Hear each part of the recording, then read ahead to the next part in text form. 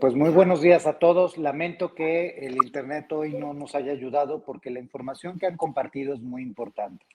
Quiero felicitar, como siempre, a Carmen y a todo el equipo del observatorio que ha hecho un trabajo excepcional desde cuando empezamos esta relación hace ya algunos años, en donde una organización local se sumó a la Red Nacional de Observatorios, una red que incluye 33 observatorios distribuidos a lo largo del país y donde todos aplicamos un mismo sistema y metodología de trabajo.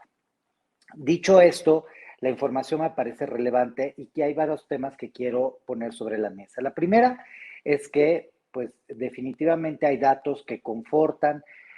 Chiapas sigue siendo una de las entidades más seguras a nivel nacional, en donde la incidencia delictiva se encuentra más acotada.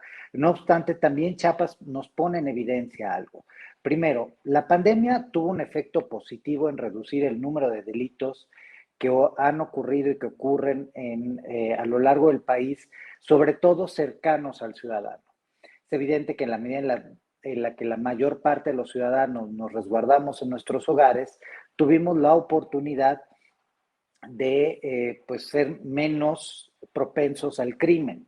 Es muy difícil robar a alguien que está en su casa, asaltar un transporte público vacío, ingresar ilegalmente a un domicilio, es decir, hacer un robo a casa habitación.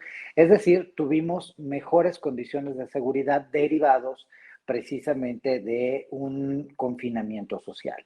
No obstante, eso no es una solución, al contrario, lo que exhibe es que el problema sigue estando ahí presente y que la gran diferencia no la hizo el Estado, sino la hizo la ausencia de ciudadanos en las calles. Y como esa no es una opción, pues tenemos que encontrar la manera en la que se construyan políticas de seguridad evidentes. Lamentablemente a nivel nacional hay un desprecio por las estrategias de seguridad, se siguen replicando ocurrencias, no hay evidencia de mejoras y eso pues me conecta un poco a lo que nos comentaba Adriana, que es, entre otras cosas, el abandono policial. El día de ayer publiqué un artículo en donde precisamente hago un análisis de cómo los gobiernos que han ingresado, los nuevos gobiernos, han optado por un incremento de la militarización, es decir, de mandos militares al frente de las secretarías, como de una mayor presencia de la Guardia Nacional y las fuerzas federales en sus entidades, cuando tampoco hay una gran evidencia que los militares hayan ayudado a reducir la presencia de la delincuencia organizada o acotar el crimen. Durante esta administración hemos tenido los 3 años más violentos de la historia del país, primero 2019, luego 2020, y este año se perfila para terminar como el tercer peor año en materia de violencia de la historia.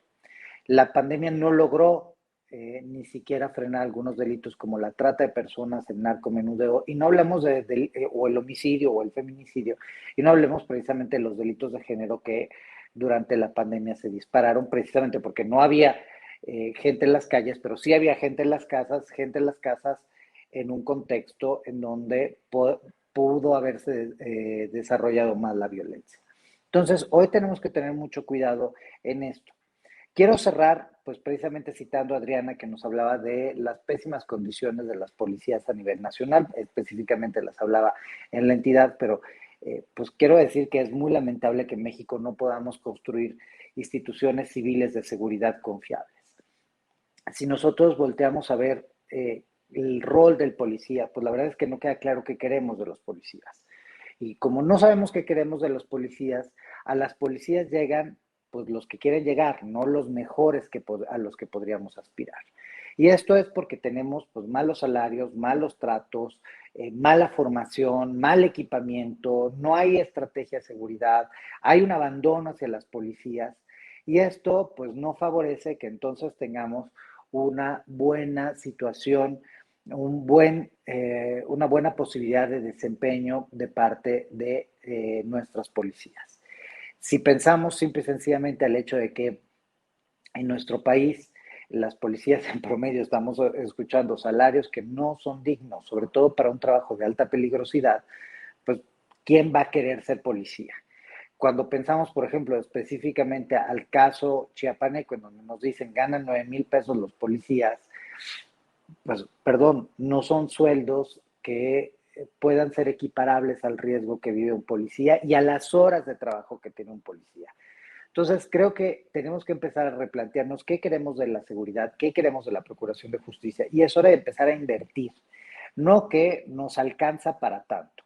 En ese sentido, este gobierno ha sido muy irresponsable porque ha puesto en evidencia que desprecia, insisto, la seguridad desde el punto de vista civil y tampoco pues ha puesto en pie otras cosas.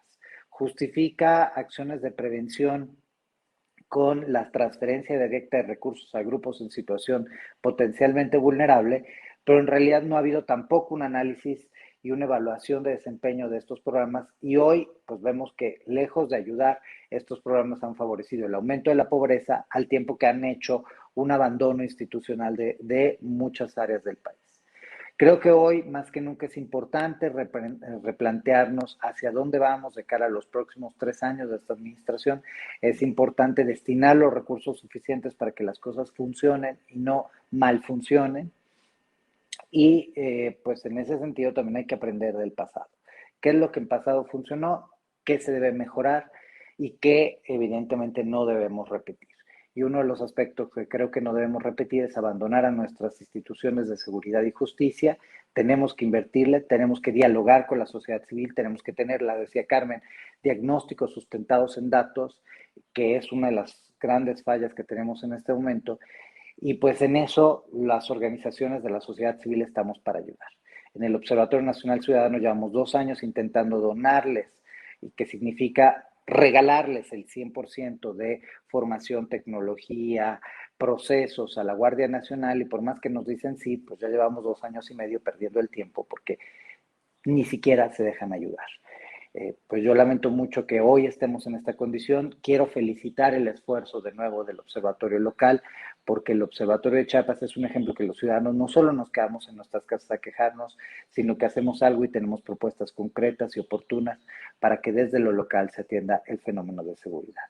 De nuevo, felicidades y muchas gracias.